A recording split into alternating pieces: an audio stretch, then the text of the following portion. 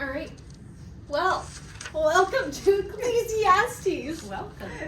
Diving in. So, whenever Megan and I were talking about this topic, I was having trouble figuring out like a good segue into it, and then I found. How many of you know what this scene is from? Some Mercs, like, okay, so my target audience is right there, right there in the back. So this is very, it's called the Sweet Baby Jesus Prayer. And so this man over here, he says, okay, dear Lord Baby Jesus, or as our brothers in the South call you, Jesus. We thank you so much for this bountiful harvest of Domino's, KFC, and the always delicious Taco Bell. And then his wife says, you know what I want? I want you to do this grace so good that God will let us win tomorrow. Oh my gosh. And then he goes on at another point and he said, dear tiny Jesus, in your golden fleece diapers, with your tiny, little, fat, balled up fists. And then he goes on to say, look, I like the baby version the best. Do you hear me? I win the races and I get the money. Oh my gosh. And it's just like this whole thing. Yeah. And they're describing like the other people are like, well, I like to picture Jesus in a tuxedo, and I like to picture. I want to be formal, but I'm here to party too. That's right. And he's like, and then another guy's like, oh well, Ninja Jesus, and oh my gosh, and there's this whole thing, and then they get a Powerade commercial into the end of the prayer, and it's just like this whole thing, and the entire thing is obviously very like transgressive in nature, and you're like trying to make you laugh because okay, well we're being silly with this and it's very frivolous. But that segues well into what we're talking about today, which is sort of having a somberness, a seriousness whenever we approach God. And even as Megan and I were sitting down to go over the lesson, it was Sunday. And it was basketball Sunday. And so I was like, I'm here for this, but I have 43 minutes, so we kind of got to go. And it's been taking us like about 2 hours. Our meetings. 2.5, yeah. So I was like, all right, we have to really move quick. And then the first words of the passage are like, do not be hasty. And we're like, hey, we've been hasty. But we just felt like the weight of it is the idea. It was rough. And there's this quote as well that I found segueing us into this topic, that the sun will burn your eyes out from 92 million miles away, and you expect to casually stroll into the presence of its creator. And I was like, okay, so that's the juxtaposition that we're at here. Is that we're so rushing around, we treat things so casually, and yet, who is this God that we're seeking to approach? So that's what we're talking about today. A little bit of a recap before we dive in.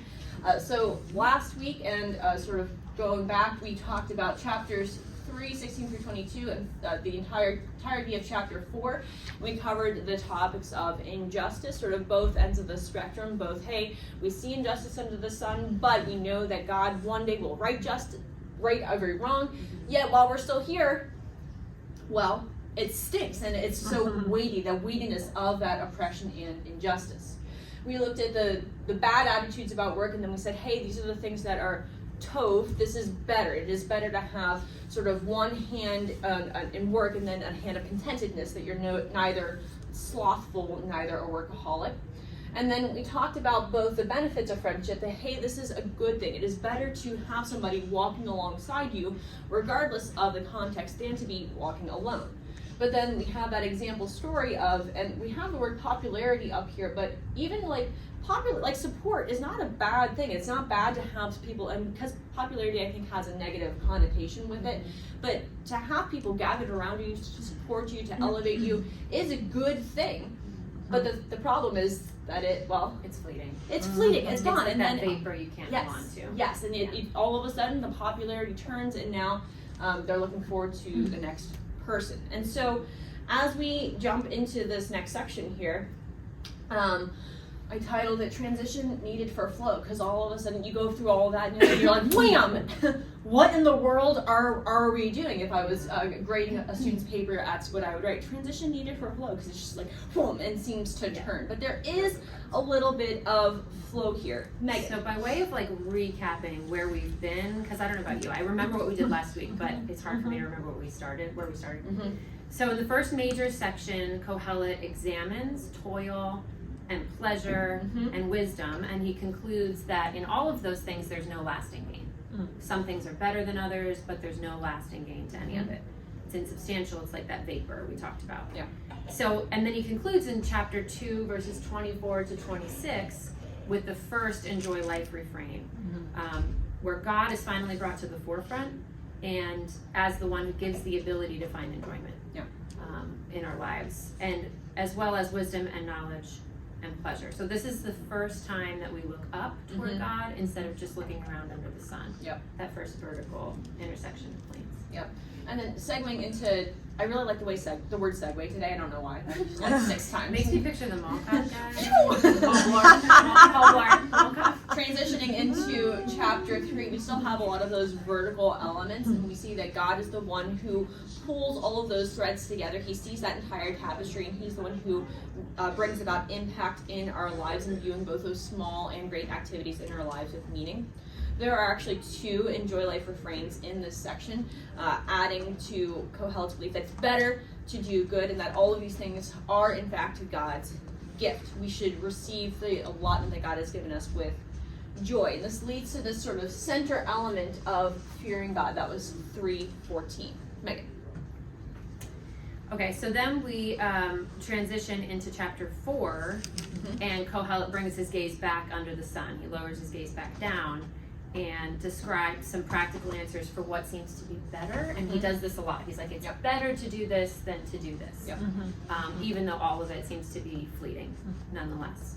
So sometimes, as he acknowledges in chapter 4, we have these situations that come upon us that are less good and we can't make them right necessarily, but often we're dealing with situations because of our own folly. We get complications in our lives and consequences because we've done something without thinking or dumb. Right, like we don't want to assign malice, but we're foolish sometimes. So and sometimes we're wicked, but sometimes we're just foolish. Right. And he also again goes back to it's better to be just than unjust, better to be wise and teachable than foolish and stubborn. Then he returns back to the fear of God, developing this theme more thoroughly in the same better than approach. And so that's what we're segueing into in chapter 5. So we have this mindset of, okay, what is better? We're still thinking about what is better. And here he's turning to, and this is really the only time in the book that he's really describing the approach of God. And so we're going to also encounter our first set of actual recommendations in this section. So we're going to jump right in. Megan, will you read these verses for us? So guard your steps when you go to the house of God. To draw near to listen is better than to offer the sacrifice of fools, for they do not know that they are doing evil. The thesis, the main idea of this section, is that as you approach God, particularly as you worship at the temple, or for us today as we come to the place of worship where we are right now, it is better to be reverent than not to be reverent. And it's better to listen. And Kohelet in this section is going to develop the idea of what reverence looks like and why he finds it so compelling. As Megan said, do we worship at a temple today? No. With formal sacrifice? That's the obvious. No, of course we don't. And I know just coming off of the ladies' retreat, we talked about worship as like all of life is worship. And yes, that's true. But I think that really what's in object here is that formalized worship, that time of, okay, I'm coming over to approach God, so we can still apply these principles. So examining our first sort of phrase here, I don't know why the word sacrifice is full, there's this there, but so guard your steps is a figure of speech, and this image is what I picture whenever I think of a guard. It's like, so okay, I have a knight in armor and he is guarding the way to perhaps he's sort of keeping people out of the Temple of Doom or whatever, I don't know. The dragons. That's right, then we got dragons, and while this may not be the picture that's in your mind, that's sort of the idea that's being conveyed is, okay, protect yourself, be ready, be on guard. Whenever you approach God for worship, be careful, and we don't have any reasons yet, he just gives us this initial injunction. And in the second half of verse 1, we find our first better than. And it says to draw near to listen is better than to offer the sacrifice of fools. And my question was, well, what is the sacrifice of fools? So we know that it's contrasted with the first half, to draw near to listen is better than to offer the sacrifice of fools. We can assume from the context that draw near to the house of God, particularly for the purpose of worship. So it begs the question, like, if we think about all of Scripture, what do we know about sacrifices and God's opinion of sacrifice? Oh, that's a real question. It's a question. It's a question. Yeah, looking for a response. What do you think? Over and again, the Bible says something, and God says something to his people. Instead of... To obey is better than sacrifice. Thank you. To obey is better than to sacrifice. God's not interested in the form of the thing, that you just come and go through the motions. And I think that's really important for us to remember, because the easiest thing to do is to just do the thing and not worry about the way in which we do it and the heart with which we come. Right. And so we have some scripture references for you. Proverbs 21 verse 3, to do what is right and just is more acceptable to the Lord than sacrifice. And then we have this example of Saul and the Amalekites. Do you know this one? Everybody knows this one, right? Where it's in 1 Samuel 15, 13 to 23, and I'll read it to you. But when Samuel reached him, Saul said, "The Lord bless you. I have carried out the Lord's instructions." But Samuel said, "What then is this bleating of sheep in my ears? What is the lowing of cattle that I hear?" And Saul answered, "The soldiers brought them from the Amalekites. Sorry for my interpretation. They spared the best of the sheep and the cattle to sacrifice to the Lord your God, but we totally destroyed the rest." Enough. So funny. Like, Samuel goes, enough. Like, just stop. "Let me tell you what the Lord said to me last night." "Tell me," Saul replied. Samuel said, "Although you were once small in your own eyes, did you not become the head of the tribes of Israel? The Lord anointed you king over Israel, and he sent you on a mission, saying, 'Go and completely destroy those wicked people, the Amalekites. Wage war against them until you have wiped them out.' Why did you not obey the Lord? Why did you pounce on the plunder and do evil in the eyes of the Lord?" "But I did obey the Lord," Saul said. "I went on the mission the Lord assigned me. I completely destroyed the Amalekites and brought back Agag, their king." Does that sound like complete destruction? Anyway. "The soldiers took sheep and cattle from the plunder, the best of what was devoted to God, in order to sacrifice them to the Lord your God at Gilgal." But Samuel replied, "Does the Lord delight in burnt offerings and sacrifices as much as in obeying the Lord?" To obey is better than sacrifice. Nailed it, Kelly. "And to heed is better than the fat of rams. For rebellion is like the sin of divination, and arrogance like the evil of idolatry. Because you have rejected the word of the Lord, he has rejected you as king." And continuing to build, we're sort of pulling together some threads here. So in Psalm 50, it talks about, God is saying to the people of Israel, "You've brought me sacrifices. That's fabulous. Thank you." But to the wicked, he says, "Hey, what right have you to recite my laws or take my covenant on your lips? You hate my instruction and cast my words behind you." And so from all of these passages, we see clearly God is not super concerned with the form of the thing. He wants our hearts. He wants us to live in obedience to him. If we show up with our tithes and our offerings and our songs and our prayers, but are living in such a way that demonstrates the hardness of our hearts, God is not impressed by our offerings. So Kohelet sharply contrasts what the wise person does as he approaches God and what the fool does. And so we're going to look at what the fool does. The fool did the correct thing, right? He showed up with the sacrifice. That was what he was supposed to do. But he doesn't have an obedient or repentant heart, like Saul. The fool does not actually listen. Have you ever given your kids, those of you who have kids, have you ever given your kids instructions for how to do something and then they clearly stop listening after like the first 3 words of what you started telling them? They're like, yeah. And even if they go off to do it, which is a gamble, even if they go off to do it, what's the likelihood that they're actually going to carry out what you ask them to do in the way you want them to do it? 0.01%. 10%? Maybe. Being generous. Likewise, even the fool, he shows up to the Lord's house. He hears the Lord's word, but there's a lack of awareness that leads to missing what God really wants. And this, for me, feels like a really big caution sign. They do not know that they are doing evil. Right. In chapter 2, we noted the fool walks around in darkness.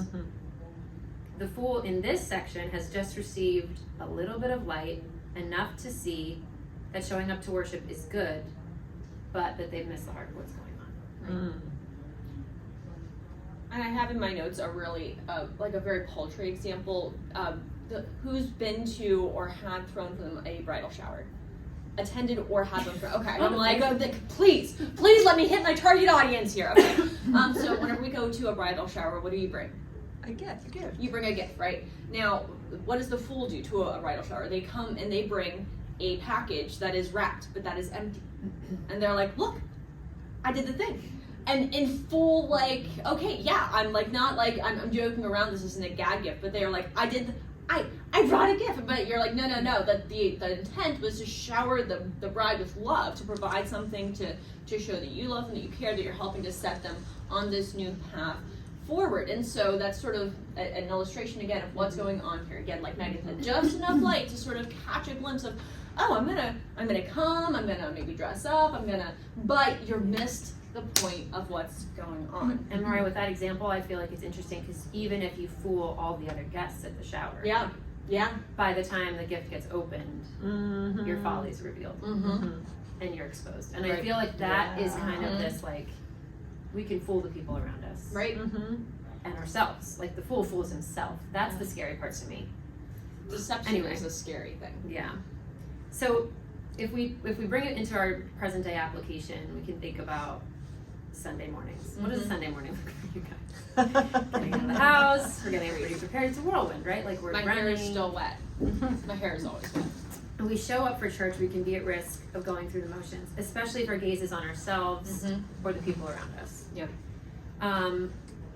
So we spend the morning frantically getting all the things ready and preparing all the people and items we're responsible for, and then we show up. All the people we're responsible for. It's important. But we run the risk of, okay, we show up, we hit the ground running, we just jump into our time with the Lord. We're approaching the Lord, right? And you know, we can walk into church and we could start singing, but how many of you have like been singing along with the song and then all of a sudden in the middle of it you're like, what song? Exactly. What are we even singing? Yes. Yeah. Like, how long have I been here? Where are people sit? You know, you're distracted by, ooh, their hair looks nice. You know, like all these things. That's Did I leave the curling iron plugged in? Yeah. Hopefully it has an automatic thing that it shuts off after a while. Mine One does. doormat I have an that old says, one. Did I turn my hair? There's my a straight door. now? What? I need that. Where does it say? A doormat? Yeah. So mine, I know that probably the answer is no, and mine shuts off automatically. Got that one. But like, do we do this? But we think we're all guilty, right? Yeah. And this is not a like you guys are, you know, it's all Yes. So here. we do this, and then like how many times we sat through the whole sermon? Somebody's like, "What did you think of the message?" And you're like, don't ask And me you're that like, I think question. we preached in Revelation. What did you think of the message? Well, I have a better question. For your thoughts, I want to hear those, right? Because you're like, I don't know that I actually listened. Yeah. I mean, it happens, right? The challenge for the wise person then and now is to approach worship with a heart that is ready to listen, is ready to engage, and ready to respond. That's right. It's challenge. I feel challenged. And Megan had thrown the verse in Psalm 19:14. Let the words of my mouth and the meditation of my heart be acceptable in your sight, O Lord, my rock and my Redeemer. And I thought that's such, like, I prayed that every morning before I walked in to worship, how much better off I would be and so much less in risk of being the fool. Now we're already in, we've only gone through verse 1 and I'm ready to go home. I'm like, okay, well, we've got more verses to Yeah, do. we were so both like, I don't want to teach. I don't want to teach this. That's it. Feels bad. Verses 2 and 3. Be not rash with your mouth, nor let your heart be hasty to utter a word before God. For God is in heaven, and you are on earth. Therefore, let your words be few. For a dream comes with much business, and a fool's voice with many words. So we were talking about how we are, as a people and a society, we are deeply uncomfortable with silence and with waiting.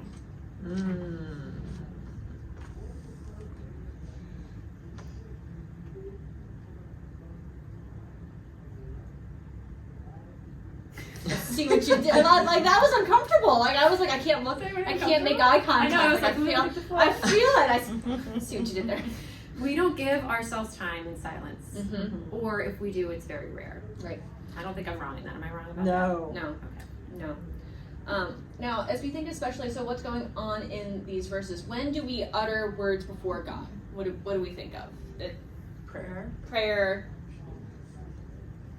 When else?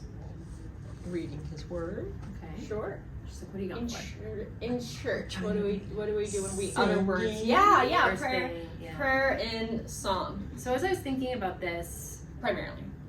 those are the two Yeah. things we came up with: prayer and worship. Yeah. And I was thinking about the fact that prayer is our own words to Mhm. God. Mhm. Worship is often someone else's words that we are participating in, someone else's reflection, someone else's thoughts about God's word or about the world.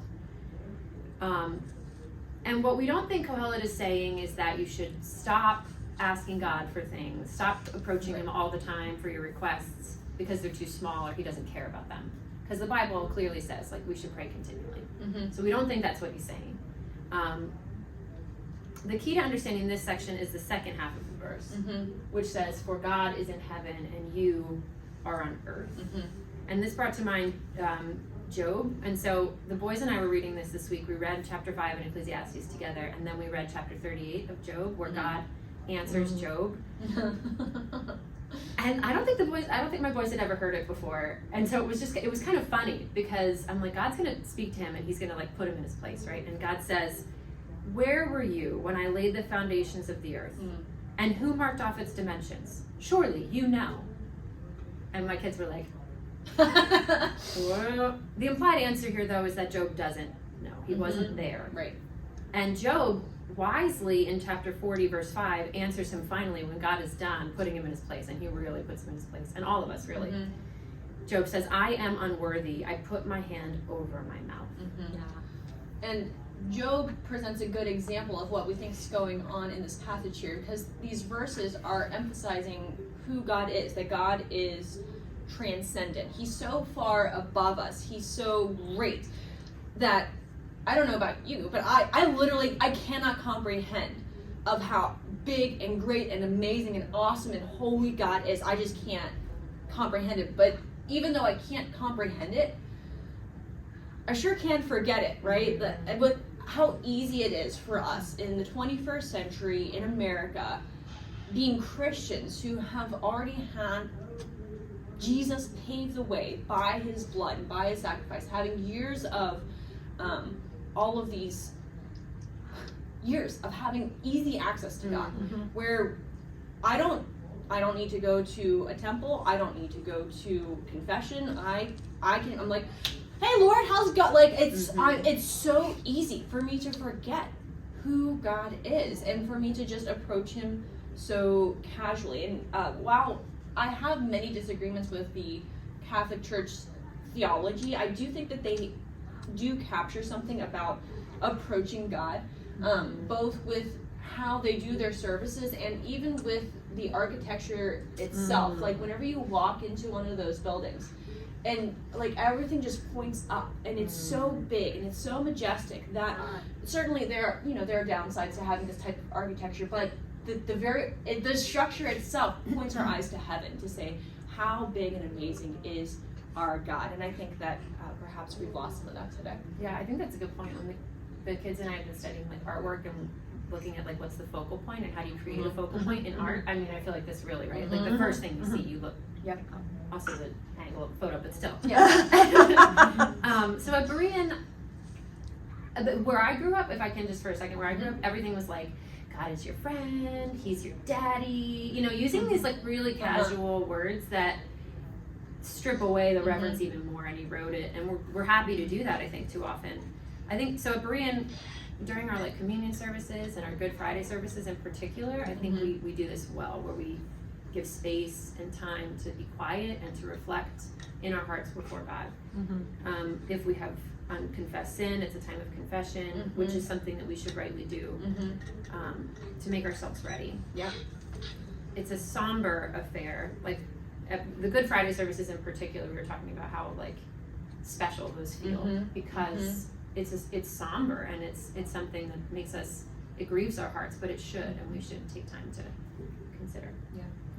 And I especially appreciate whenever we have that new song in the month where Pastor Nick will say, "Hey, if you don't know these words, ponder them first before you just jump in and start singing. And I even don't like whenever we just sort of like walk in and people are there like, we're just gonna start playing. Like, to me, that like I'm like, oh, like I feel like I need to take time to prepare my heart to enter this thing. I feel like I'm not quite ready. And so what Kohelet recommends is, hey, don't just run your mouth whenever you come before God. Take some time to consider. Yeah, and if we're entering into worship, the challenge is like, think about what you're saying, especially because they are someone else's words. It's not even, these aren't words that I've penned, right? So they're think about, do I really mean what I'm saying? Right. If you don't mean it, I would challenge you not to sing it. Yeah.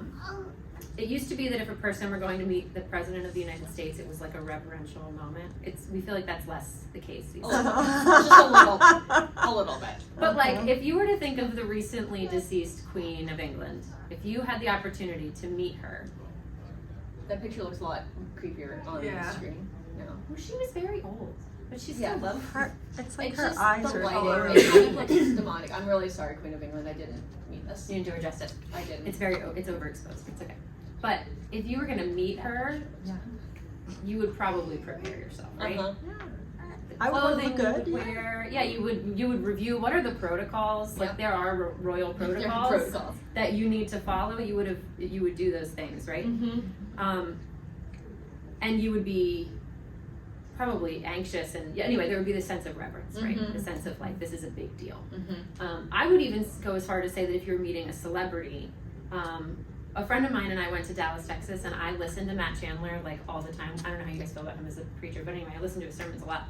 And we went to his church, we went to the village church, and he was like 75 feet away from me. He walked on stage, and I'm like, oh my gosh. Like a famous preacher, I felt like such a loser. But I was like, but even that, like if I were gonna meet him face to face and I knew it, I would probably like prepare myself. I'd be like, I don't wanna look like a moron. I wanna like, I would probably rehearse what I was gonna say or something. Anyway, so the idea of this, even How much more? on that level, Yeah.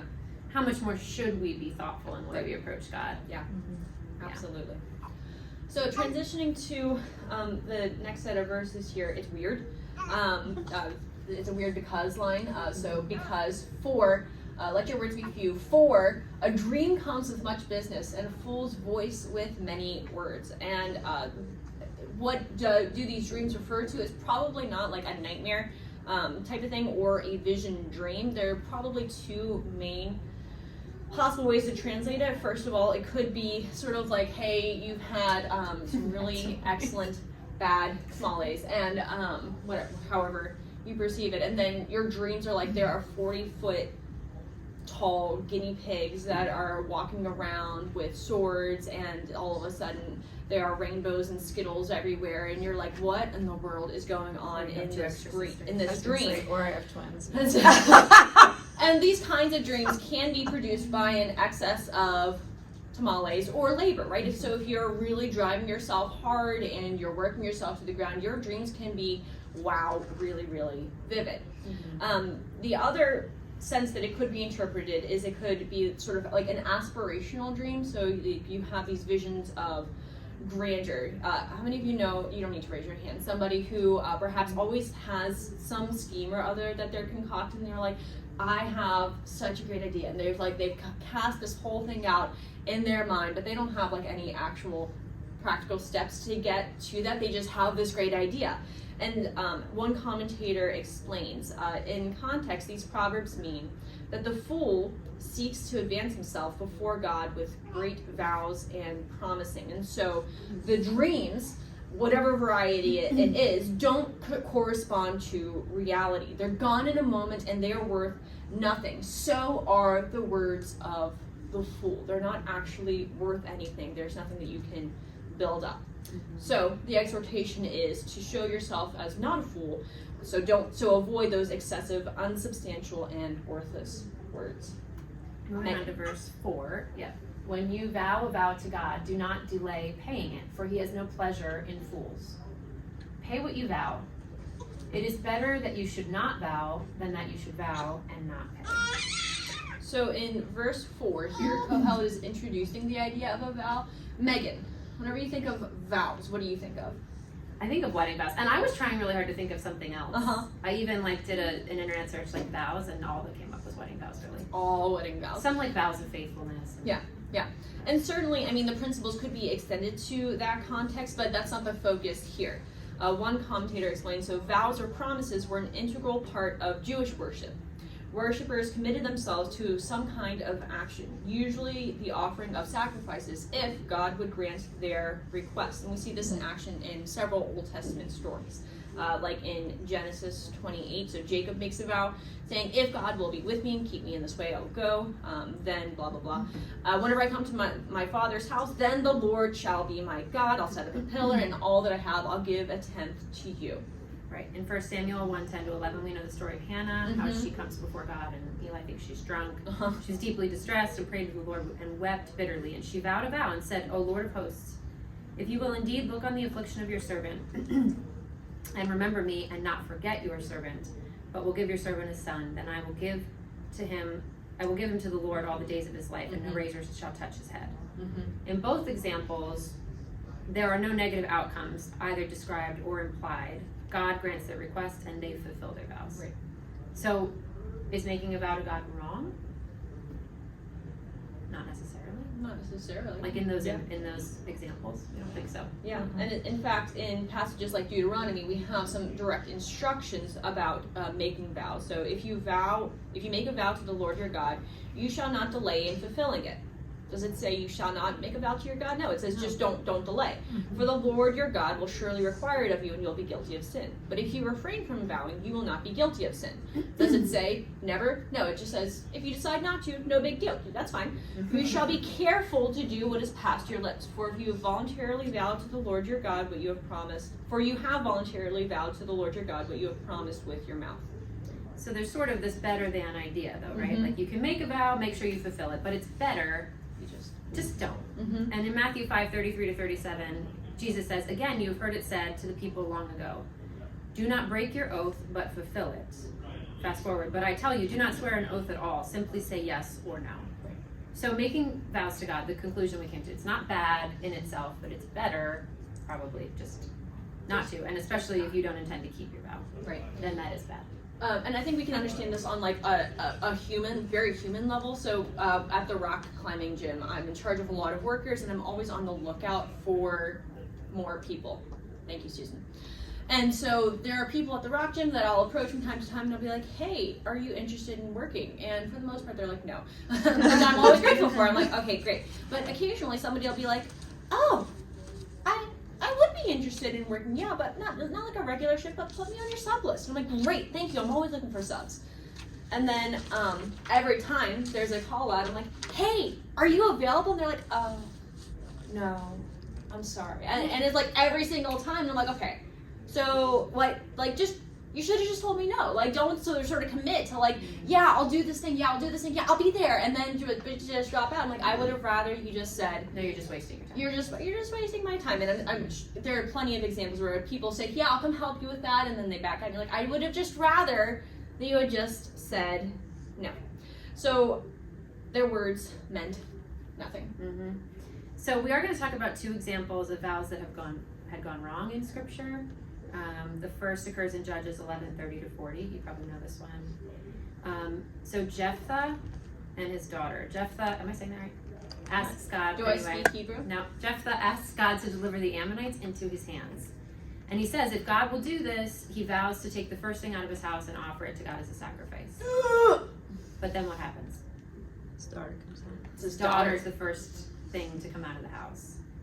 And even though the promise was in direct contrast with what God had commanded the Israelites over and over again, like don't sacrifice your children. Right. He follows through. Which is kind of crazy. You're Does like, oh my gosh! Yeah, he made the vow and he keeps his word. Yeah. So there's this is very bad. It would have been so much better if he had not made the vow in the first place. Right. Now, most of us aren't vowing to offer burnt offerings, right? Nobody last week was like, Lord, I'm going to offer a burnt offering in my backyard, or go up to church and be like, look, I'm going to throw it on the back boiler. Okay, we're just going to roll. No, we don't usually do this. So how does this connect with us today? Well, I don't know. Have anybody, I had trouble coming up with an example, but like prayed a prayer and like desperately thrown out a promise to God. God, if you'll just do this, then I promise, and then sort of fill in the blank. And that's sort of, I think, a good parallel for us today. Yeah. So we can also expand our idea of vows and consider it in like the financial realm. Committing to give to a cause or to something and then just not doing it. Right. Pulling out and not fulfilling your promise. Right. And going back to my rock gym example, I think that another area where we tend to make vows and then to not follow through is with our time. Being somebody who's in leadership and involved with a lot of things, I regularly hear of people who made a commitment to something and then backed out, regardless of the environment. And now, I'm a modern person here and a member of the modern world, and I'm sensitive to the fact that we come with a lot of roles and responsibilities. There are a lot of pulls on our time. It's difficult to juggle them. So some of the reasons are legitimate. Yeah, so if your child's in the hospital, please go to the hospital with your child. So there's a lot of things. But regardless of the area, vowing but not following through dishonors God. Whether we really never intended to follow through in the first place, or if we just ended up sort of losing steam and tried putting it off so we wouldn't be called on it, the result's the same. It demonstrates perhaps a desire to have a good relationship with God, but it lacks the discipline to follow it through. And so does this please God? No. Jesus himself testifies to this truth in Matthew 21:28-32. What do you think? A man had 2 sons, and he went to the first and said, "Son, go and work in the vineyard today." And he answered, "I will not." But afterward he changed his mind, and he went. And he went to the other son, and he said the same. And he answered, "I go, sir," but did not go. Which of the 2 did the will of his father? The one who went. Did it. The one who went. And that's what they answered to. The first one did as well. So I guess the conclusion is better not to vow and do something than to vow and not do it. Yeah. Side note, for a lot of these passages that we've read today, I'm like, the Bible is funny. Like, I'm like, sister. Anyway, You can read a lot of humor too. That's really not the point. Okay, so we're coming toward the end of the passage here. So let not your mouth lead you into sin, and do not say before the messenger that it was a mistake. Why should God be angry at your voice and destroy the work of your hands? For when dreams increase and words grow many, there is Hebel, but God is the one you must fear. So if you take the first part of verse 6 on its own, don't let your mouth lead you into sin. Our minds are probably filled with all sorts of ways that our mouths can lead us into sin. We can say something we didn't mean to say, we can gossip, we can lie, we can demean people, we can boast, there's lots of things we can do. But in the context of the verses where it's situated, we don't necessarily think that's what it's referring to, that type of sin. Instead, we can connect with the instructions about vows. So don't let your mouth lead you into sin in reference to the vows that you make. Don't go back on what you've promised to God, or you will be led into sin by your mouth. Right. Because of the flexibility of the way the Hebrew words work, the phrase into sin could mean into punishment, which would connect with the last lines of verse 6. Destroy the work of your hands. God would be angry. That's a plausible interpretation. Or it could mean the lack of following through is itself a sin. So either one of those can be applied. Or it could be both. Because Hebrew. Which is kind of awesome. Like when you talk about the word hevel, right? Like and how many ways it can be applied. So fully encompassing. Yeah. That's a lot of Hebrew. Which is cool. It makes you think, which is something we don't do a lot. Right? We just need to stop talking and just think. Yeah. Ponder, yeah. Now, the messenger here is probably either a priest or a temple worker who would swing by to your house. So if you had made a vow and said, "Hey, I'm going to promise this sacrifice," there was actually a messenger who would come by and be like, "Hello, this is Temple 3 delivery services. I'm here to pick up your cow," or whatever. And so they would pick up the animal that you had, or the 20 sheaves of grain, whatever. And so what these verses here are saying then is, don't say to that messenger, "Oh, I'm sorry, that was a typo. Like, I didn't mean the 20 sheaves. I was like, I did 2, and I already dropped those 2 off. Like, no, I'm sorry." And so the priest or the messenger might believe you. So, he doesn't spending time saying, "Hey, what is the messenger going to say in response?" But as Megan said at the very beginning, the people around. It's not, doesn't matter if we manage to fool the people around us. God is the one that we've made the vow to, and God is the God of heaven, holy, righteous, and just.